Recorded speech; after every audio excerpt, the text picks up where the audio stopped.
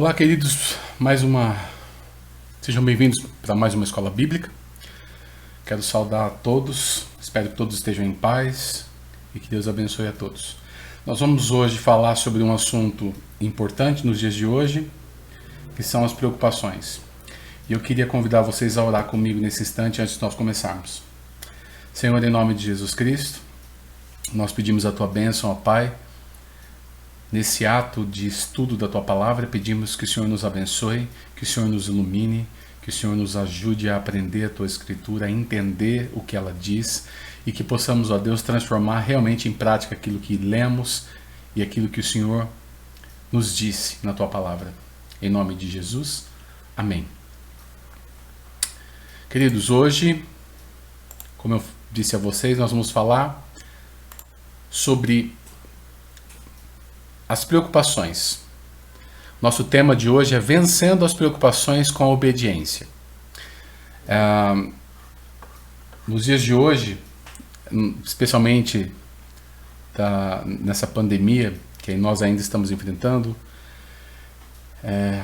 eu acredito que Deus tenha o momento, a data correta, a data certa para que tudo isso se acabe.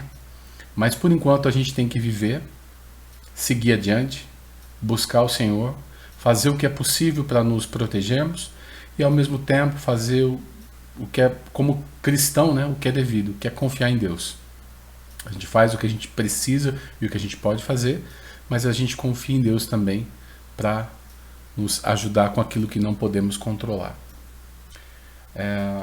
Eu queria começar falar com vocês a respeito do texto-chave. O nosso texto-chave, ele não está na leitura oficial. A leitura oficial é um outro texto, mas eu acredito que esse texto que nós vamos ler aqui como texto-chave, ele é muito pertinente. Vinde a mim todos os que estáis cansados e oprimidos, e eu vos aliviarei. Tomai sobre vós o meu jugo e aprendei de mim, que sou manso e humilde de coração, e encontrarei descanso para as vossas almas. Porque o meu jugo é suave e o meu fardo é leve. Eu acredito que esse versículo bíblico, ele vem traduzir, na verdade, todo o espírito dessa lição, né? Todo o tema central dessa lição. Que as preocupações, elas não vão deixar de existir. As preocupações, elas são inevitáveis, porque nós vivemos num mundo caído, né? E esse mundo traz para nós angústia, preocupação, ansiedade.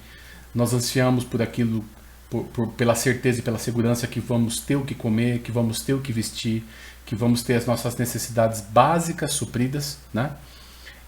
E isso ocupa a nossa alma. Esse primeiro texto-chave, ele fala sobre uma coisa muito interessante, que a gente sempre frisa a primeira parte desse texto, que é vinde a mim todos os que estáis cansados e oprimidos, né? Mas a gente se esquece que ele tem essa parte, e aprendei de mim.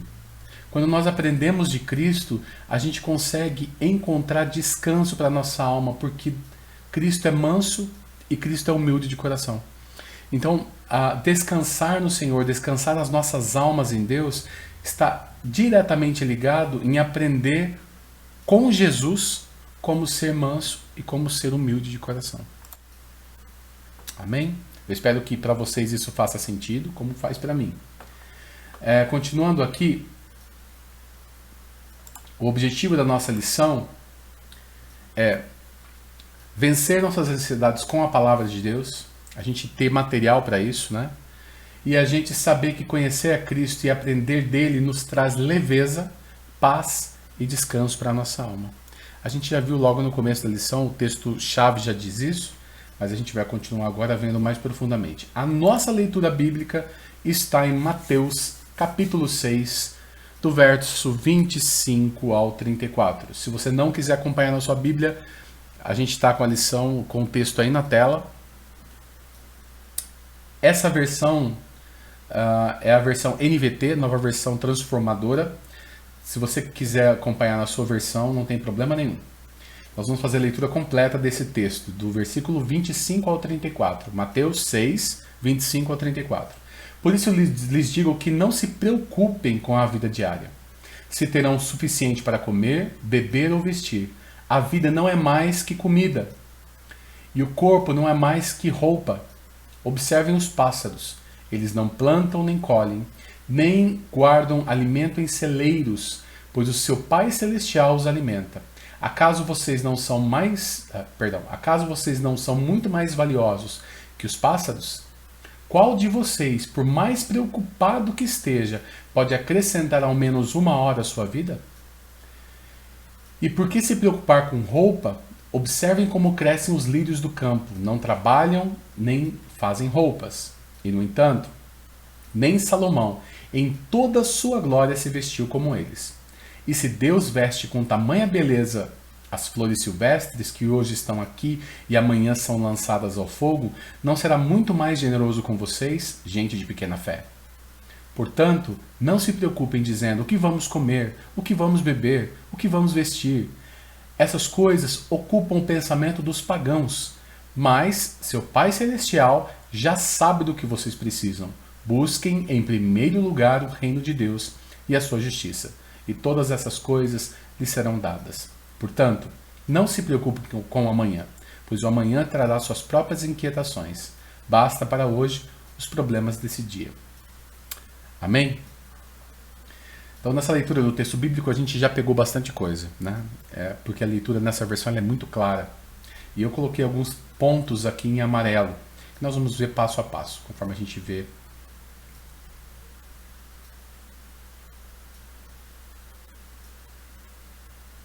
Ok. Vamos começar com a análise, então, versículo a versículo, né? É lógico que alguns slides, como o tema está tá bem concatenado com outras ideias estão bem concatenadas, eu não posso separar. Mas o primeiro aqui dá. Por isso eu lhes digo que não se preocupem com a vida diária, se terão o suficiente para comer, beber ou vestir. A vida não é mais que comida e o corpo não é mais que roupa? É uma pergunta que Jesus faz. Então a gente vê que Jesus Cristo está colocando o comer, o beber e o vestir dentro do conjunto de necessidades. São as necessidades básicas do ser humano. Ele elenca essas necessidades básicas, ele põe elas em item, comer, beber e vestir. O que quer dizer isso? A gente tem outras necessidades básicas, né? Mas por que elas são colocadas por Jesus dessa forma? Porque são as mais primitivas, né? O alimentar é sorver, ou seja, absorver a vida de um outro ser, né? Não digo que seja um animal, mas pode ser um vegetal, pode ser uma planta. Então, quando eu me alimento, eu tomo os nutrientes daquele ser, daquela criatura, ou daquele... É uma criatura, né? Do animal, ou do vegetal, que eu absorvo os nutrientes. Esses nutrientes, eles percorrem todo o meu corpo, porque o processo digestivo que acontece dentro do meu organismo, ele tem a função de pegar tudo aquilo que eu comi, ou de que eu me alimentei, retirar as energias, os nutrientes que eu preciso, levar através do sangue para as células do meu corpo e nutrir essas células com energia. Por quê? Qual é a finalidade? É perpetuar a vida. Então, o alimentar, ele está diretamente, o comer e o beber, ele está diretamente relacionado à vida. Por quê? São os princípios, não, na verdade não é nem princípio, são os instintos mais básicos do ser humano. Uma criança, por exemplo, um bebê, quando nasce, você não precisa ensiná-lo a mamar. Ele já tem um instinto de mamar, né? De se alimentar. É óbvio que uma criança pode dar mais trabalho que a outra, mas enfim, o princípio é o mesmo. Eles têm esse instinto básico pela alimentação, porque a alimentação é a base da perpetuação da vida, né? É óbvio que a gente tem a questão de segurança e tudo mais, mas aqui Jesus elenca dois, comer e beber. Por quê? Com base na absorção dos nutrientes é que as células do nosso corpo, elas têm a energia. Por que o vestir aqui é colocado como uma necessidade também? O vestir no sentido não de obter ou de ter as melhores roupas ou de ter, de andar na moda nem nada do tipo, né? Isso não é uma necessidade. A nossa necessidade que Jesus elenca aqui é de proteger o nosso corpo. A gente sabe que, dependendo da veste, ou, perdão, do ambiente que você é colocado, se é um ambiente frio, você precisa de um determinado tipo de roupa para proteger o seu corpo. Se você está inserido num ambiente, num local em que você tem um clima muito quente, um clima como aqui no Brasil, por exemplo, que é tropical, você não precisa de tanta roupa assim, né? As roupas são mais leves, os tecidos são mais leves, a gente já é preparado para suportar menos frio, né? Então, o nosso corpo precisa de um determinado tipo de roupa. A roupa é aqui como sinônimo de proteger mesmo o corpo. Então, ela é colocada como uma necessidade básica. Por que é importante a gente falar sobre isso, sobre as necessidades?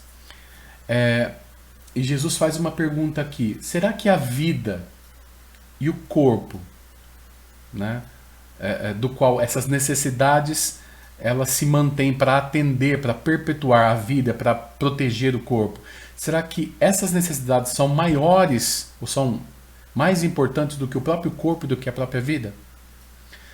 E Jesus, ele responde, na verdade, ele faz essa pergunta para nos fazer pensar. A nossa vida é mais do que o alimento. E o nosso corpo, ele é mais do que a roupa, né? Mas por que Jesus pergunta isso, né? Se a gente olhar para a história da criação, quando Jesus Cristo ele criou, né? Deus criou através de Cristo, que é o verbo vivo, né? Quando Deus disse haja, houve essa ação do verbo de criar todas as coisas, e a palavra de Deus diz que sem ele nada foi feito, né? E tudo foi feito para ele, por ele, né? Para ele foram feitas todas as coisas. Jesus, primeiro, ele criou o ambiente para nos receber, para receber os seres vivos, né? Ele criou toda a estrutura do firmamento, ele criou os astros, as estrelas, ele criou o sol, a lua, ele criou as plantas, ele criou, definiu o que é terra e o que é mar, o ambiente terrestre, o ambiente aquático, para depois colocar os seres vivos na terra, criar o ser humano, que foi no mesmo dia, no sexto dia, quando os animais também foram criados, né? As aves foram criadas antes, mas enfim, os animais terrestres foram criados juntos com o homem. E nós vemos que Jesus, Deus, ele criou primeiro o ambiente, porque Deus, sendo Deus, ele sabe que para que a vida se mantenha é necessário que algumas necessidades básicas sejam atendidas.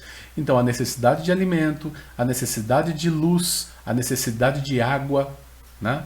A necessidade de um clima para isso.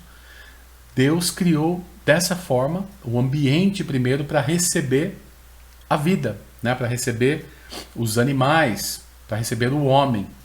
Com isso, o que ele nos diz? A vida e o corpo é muito mais do que a necessidade, é muito mais importante do que isso. Mas Deus é um Deus que também olha para as necessidades. Ele sabe exatamente daquilo que precisamos, e a gente vai ver isso daqui a pouco. O importante é que a gente entenda que Deus é coerente. Ele cria primeiro um ambiente favorável para receber o ser humano e depois cria o ser humano. Observem os pássaros, eles não plantam, nem colhem, nem guardam alimento em celeiros, pois seu Pai Celestial os alimenta. Acaso vocês não são muito mais valiosos que os pássaros? Aqui a gente precisa pensar um pouquinho. Todos os animais foram criados através da ordem de Deus, isso é um milagre. A vida é um milagre, né? O nosso corpo é um milagre, fabricado, criado por Deus, né? Como é que a gente explica um corpo ser formado dentro de um ventre, né? De uma forma tão perfeita, onde cada célula sabe o seu lugar, né? O único ser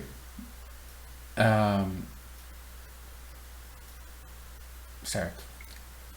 O ponto também aqui é o seguinte: Deus faz uma comparação. Deus nos compara com as aves, né? Ele faz uma comparação com as aves. e diz no final do versículo que nós somos muito mais valiosos do que os pássaros, né? Aí eu coloquei 3 questões para a gente refletir antes da gente chegar no final desse versículo. As aves possuem alma? Na criação, qual é a diferença entre a criação do homem e dos animais, né, e aves? Somos valiosos para Deus? O próprio versículo diz que nós somos mais valiosos que os pássaros. Qual é a diferença da criação do homem e da criação dos pássaros, né, ou dos animais em geral, na Bíblia? O homem é o primeiro ser que Deus tem uma ação direta. Ele não só fala, ele usa um outro tipo de forma de atuar. Ele usa um outro sentido, que é o toque. Com os animais, ele disse e eles vieram à existência. Com o homem, ele toca. Ele toma da terra, do pó, e forma o homem. E uma coisa singular, que não existe em nenhum outro momento na Bíblia com outro animal, né? Enfim, que a gente possa ser equiparado, ou seja, comparado, né, com o outro animal, é que Deus sopra sobre o homem o fôlego de vida. E a Bíblia diz, e diz somente ao ser humano. A Bíblia diz que quando Deus sopra, acontece algo extraordinário. O homem se torna alma vivente. Então nós não temos na palavra nenhum outro indício de que os animais tenham alma, porque o homem é o único ser que se tornou alma vivente através do sopro do Senhor em nós. Então essa é a distinção entre nós e os outros animais. O homem é a alma vivente, né?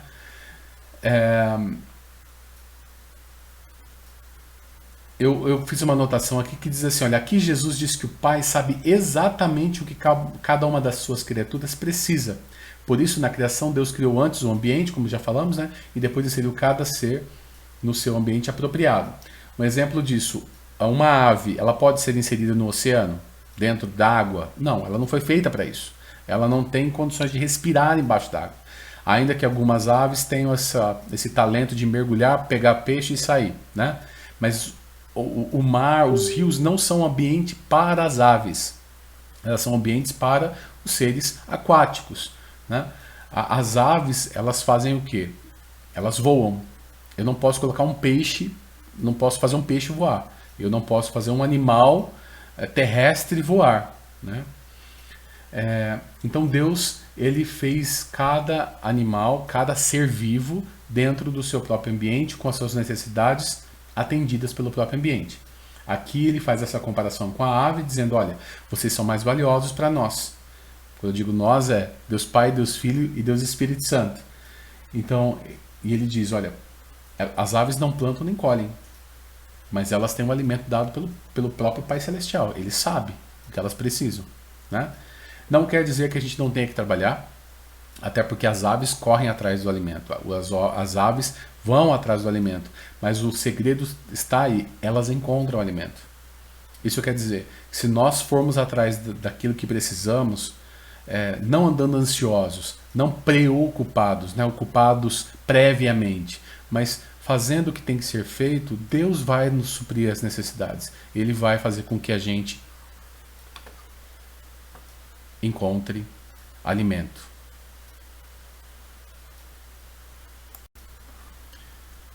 Então aqui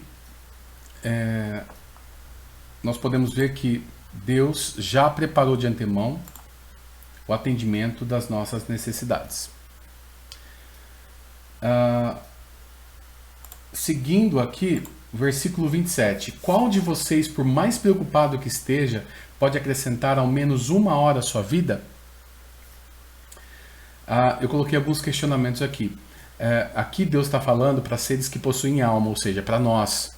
Porque os seres vivos, né, como a gente viu no slide passado, ali no versículo passado, eles têm um instinto básico de sobrevivência, né? É como se fosse um programa que vem de fábrica instalado em cada criatura, e eles não precisam gastar tempo vivendo com hipóteses na sua mente. Obviamente eles nem têm essa capacidade, né? A criação de Deus que possui alma deve se atentar ao cuidado que ele mesmo tem com a sua criação. Ele possui cuidado ainda maior conosco, né?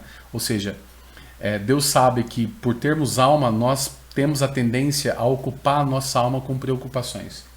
Então ele está dizendo, qual de vocês, por mais preocupado que esteja, pode acrescentar ao menos 1 hora à sua vida?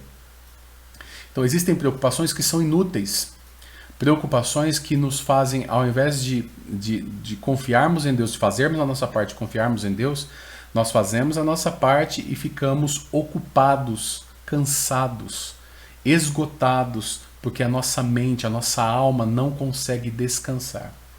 A palavra-chave desse versículo é poder. O nosso poder é limitado. Querer não é poder. Nosso poder aqui é o de descansar em fé.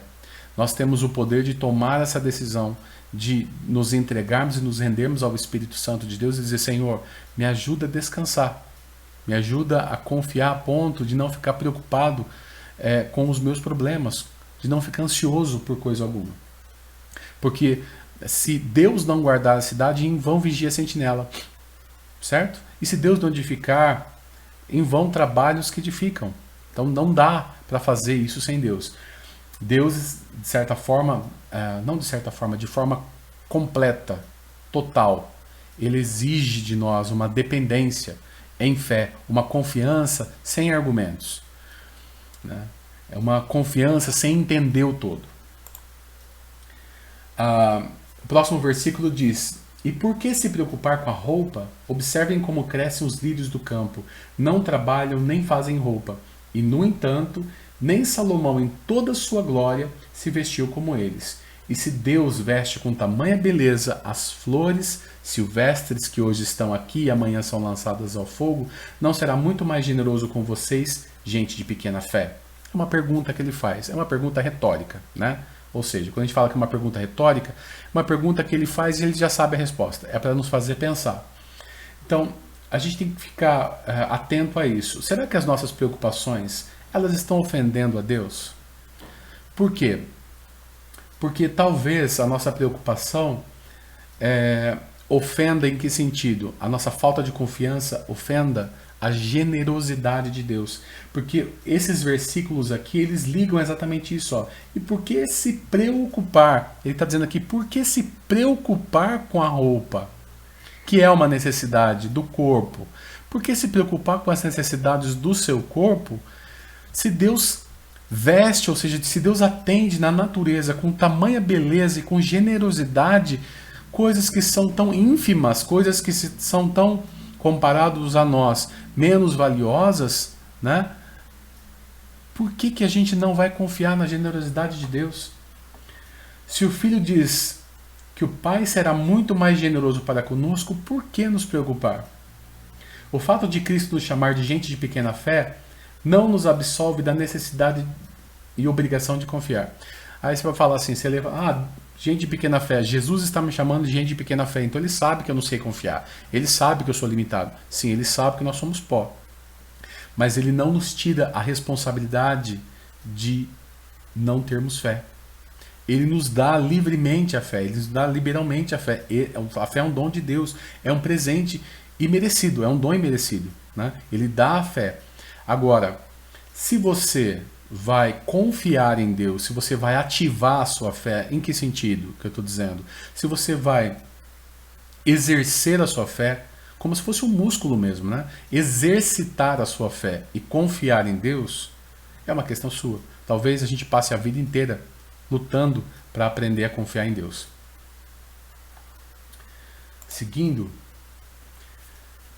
portanto, não se preocupe dizendo o que vamos comer, o que vamos beber, o que vamos vestir. Essas coisas ocupam o pensamento dos pagãos, mas seu Pai Celestial já sabe do que vocês precisam.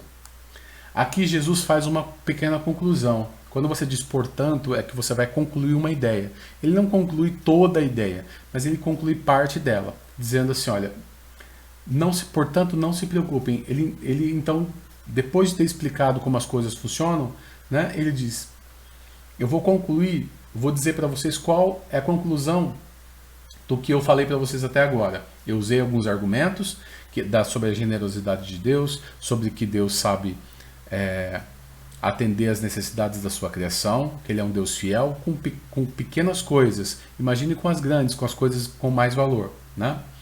Ele diz assim, não se preocupem.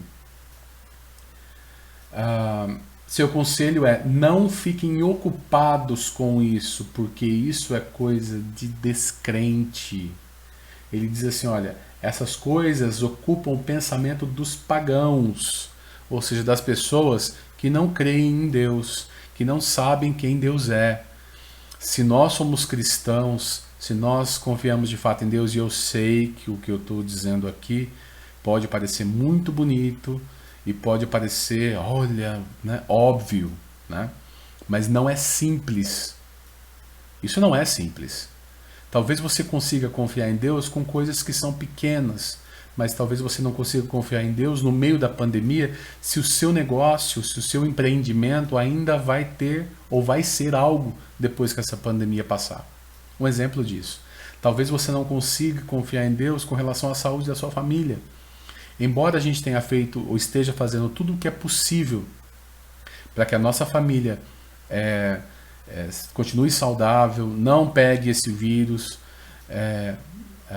existe uma possibilidade grande de contrairmos esse vírus, né? de ficarmos doentes. Mas Deus está dizendo para nós que ficarmos ocupados o tempo todo com relação àquilo que precisamos, com as nossas necessidades, ou até com a própria nossa necessidade de segurança, isso é coisa de gente que não conhece a Deus ou que não crê em Deus. Porque quem conhece Deus sabe que Ele é fiel.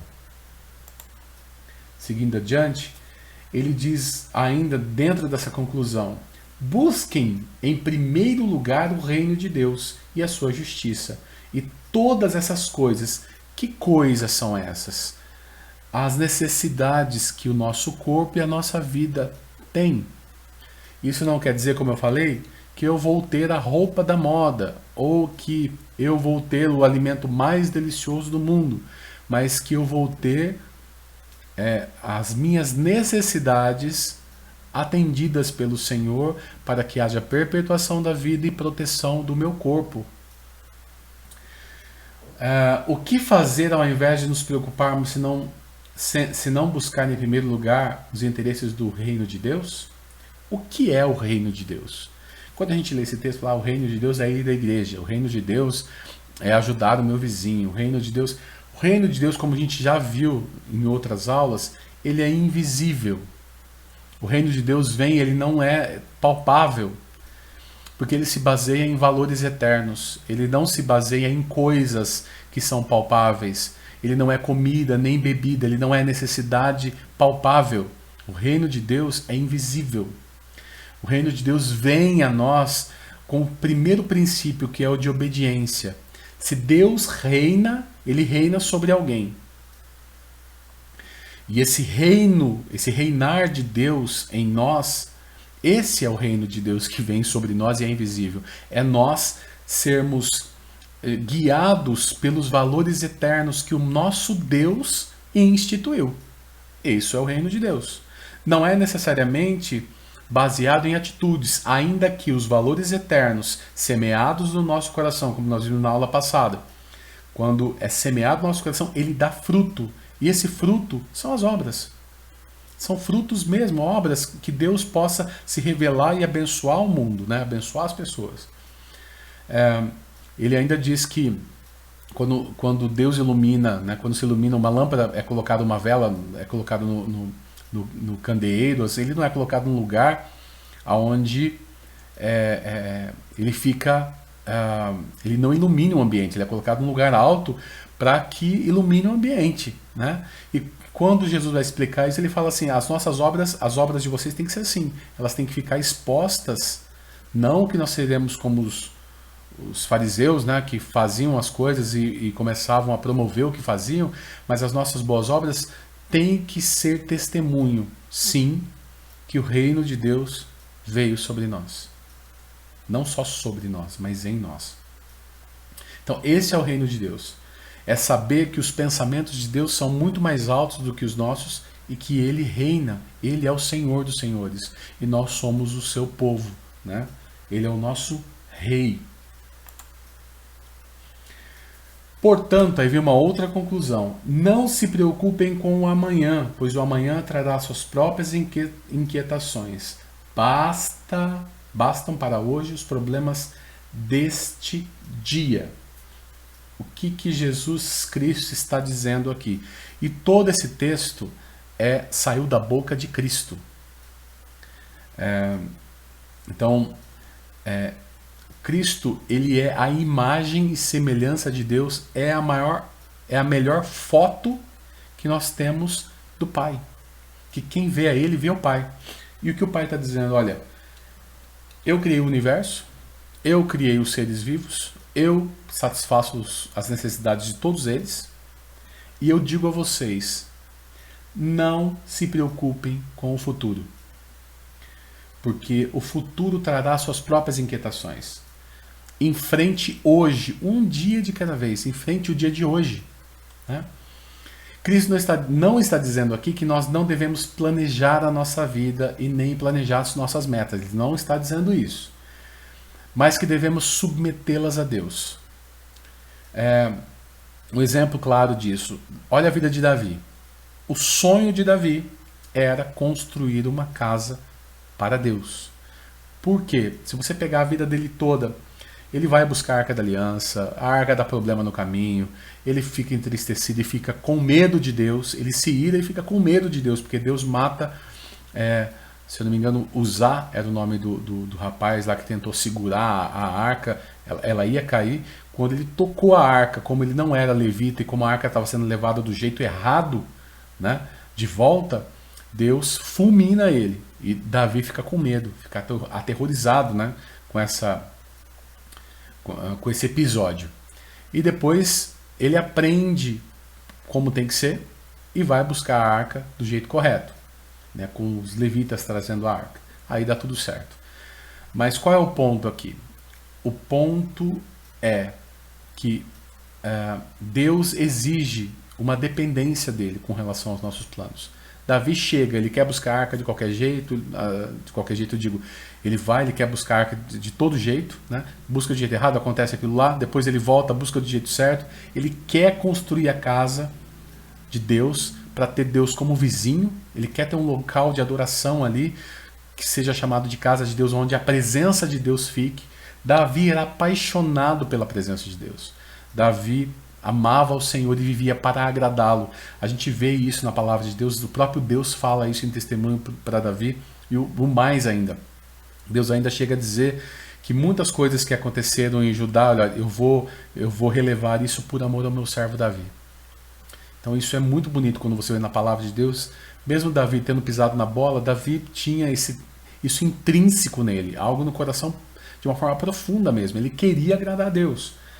E a gente vê isso e vê a fidelidade de Deus em resposta a Davi, né? Mesmo ele sendo falho, o Senhor permanece ali fiel a Davi e cumpre as suas promessas na vida do servo dele, dizendo ainda, isso aqui que eu estou fazendo é por amor a Davi, ao meu servo Davi. Só que quando ele foi construir o templo, a intenção dele era boa, mas Deus disse, não, você não vai construir o templo. Quem vai construir vai ser um descendente seu. Não é você. Então, ele planejou isso. Para a gente ter uma ideia, ele ainda acumulou alguns materiais para a construção do templo, mesmo sabendo que ele não construiria. Então, Davi tinha planos e metas, mas ele seguia, no final das contas, aquilo que o Senhor determinava, para agradar ao Senhor. Esse é um exemplo de vida com Deus, né? A gente se preocupar, na verdade, preocupar entre aspas, né? A gente priorizar agradar a Deus e não as nossas necessidades. Quantos testemunhos a gente já ouviu de pessoas que em um momento de extremo sofrimento ou de falta de algo mesmo, de fome, né, se colocaram diante de Deus, louvando a Deus, né, dizendo, Senhor, está aqui a minha necessidade, eu sei que o Senhor é Deus, e louvaram ao Senhor e buscaram ao Senhor de todo o coração ali, não por conta da necessidade, mas colocando as ansiedades diante dele e adorando ele.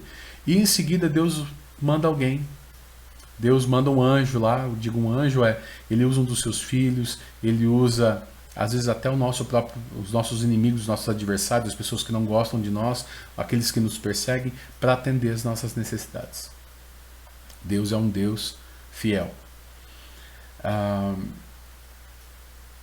E uma coisa interessante nessa história que eu falei de Davi, que eu até anotei aqui para dizer, é que Deus cumpre isso duas vezes. Ele cumpre em Salomão, quando Salomão cria, né, constrói o templo, e ele cumpre em Cristo, quando Cristo edifica a igreja. Quer dizer, Cristo, quando Cristo nasce, ele recebe o título de filho de Davi. Então é uma coisa tão profunda isso, saber que um Deus tão poderoso, né, como o nosso, tem um filho que vem para a terra e recebe não o nome do Pai em si, mas ele recebe o nome do servo do Pai. Ele recebe o nome de filho de Davi. E ele vem para reinar e para também edificar uma casa, né, um templo ao Senhor. Ele veio transformar pessoas em igreja, em templo, em habitação do Espírito Santo. Isso é tremendo. Então, o que devemos fazer? Vamos submeter as nossas necessidades a Deus e deixar a nossa fé liquidar nossas preocupações e ansiedade, porque o Senhor, Ele é o suficientemente bom e Deus para cuidar de nós. A nossa conclusão, queridos, eu acho que não teria conclusão melhor que essa. Paulo diz para os filipenses, olha, não vivam preocupados com coisa alguma. Em vez disso, orem a Deus pedindo aquilo de que precisam e agradecendo-lhe por tudo que Ele já fez. O Senhor é Deus. Não há outro Deus como o nosso. Ele sabe exatamente daquilo que a gente vai falar antes que a palavra saia da nossa boca. Ele é Deus. E Ele sabe, conhece o nosso assentar, o nosso levantar, o nosso entrar, né? O nosso sair, o nosso deitar. O Salmo 139 ele fala: ainda a palavra não me chegou à boca. E o Senhor já conhece. Então Deus já sabe. Não é por repetições que eu digo repetir a mesma frase. Tudo bem que nós devemos insistir algumas vezes com Deus, né? Com algumas petições, mas Deus, Ele é um Deus pronto a nos atender e atender as nossas necessidades. Então vamos submeter as nossas necessidades ao Senhor e vamos confiar que o nosso Deus é bom. Toda vez que aparecer uma situação na sua vida em que você se sinta sozinho, que você se sinta desamparado, ou que as suas necessidades comecem a falar mais alto, a gritar diante de você e colocar o teu coração numa situação de ansiedade, de angústia, se lembre disso. Isso não é só para você, é para mim também. Nós devemos nos lembrar que o nosso Deus sabe ser Deus e que Ele tem cuidado de nós e que Ele tem planos não de mal, mas planos de bem para nós, porque Ele quer nos dar um final que seja agradável. Ele quer nos dar um final feliz e Ele não mudou. Quando você olhar para essas situações, se lembre que Deus é bom e que a misericórdia dele dura para sempre. Não importa o que você fez, não importa o que você está passando. Não repita para si mesmo que, por conta do que você fez ou deixou de fazer, Deus está punindo você. Deus muitas vezes sim nos corrige, nos puxa a orelha. Ele é Deus, Ele é Pai, Ele faz isso mesmo. Mas não fique se repetindo que você merece isso ou aquilo, sabe? Porque Deus é bom. E se Ele fosse levar em consideração todos os nossos erros e pecados e não usasse para conosco de misericórdia, nós certamente seríamos consumidos. Não é nem pelo julgamento dele, mas é pela própria presença dele. Se Deus habita em você e você é templo do Espírito Santo, Deus já usou de misericórdia, porque a santidade dele não te consumiu. Então, em nome de Jesus, confia no Senhor e entregue as suas preocupações a Ele. E Ele vai te abençoar. E Ele vai suprir as suas necessidades. E mais, eu creio de fato mesmo, que Ele tem prazer em fazer o nosso cálice transbordar, em fazer sobrar, em fazer a nossa alegria se derramar em nós como alguém que não consegue nem se conter. Esse é o nosso Deus. Ele é bom. Ele é bom. Amém? Em nome de Jesus Cristo, fique com essa palavra no teu coração. Não permita que essa semente seja lançada fora ou que fique no caminho. Esconda essa semente debaixo da terra ali do seu coração e deixe ela gerar fruto. Um fruto de paz para a tua alma, para a minha alma. Amém? Em nome de Jesus. Queridos, eu quero agradecer mais uma vez a audiência de vocês estarem acompanhando a Escola Bíblica Online. Quem nos dera que isso passe logo, essa questão da pandemia, a gente possa, de fato, estarmos juntos de novo na igreja. Mas, em nome de Jesus, não se deixem abater, queridos. Deus é bom. Fiquem com Deus, em nome de Jesus.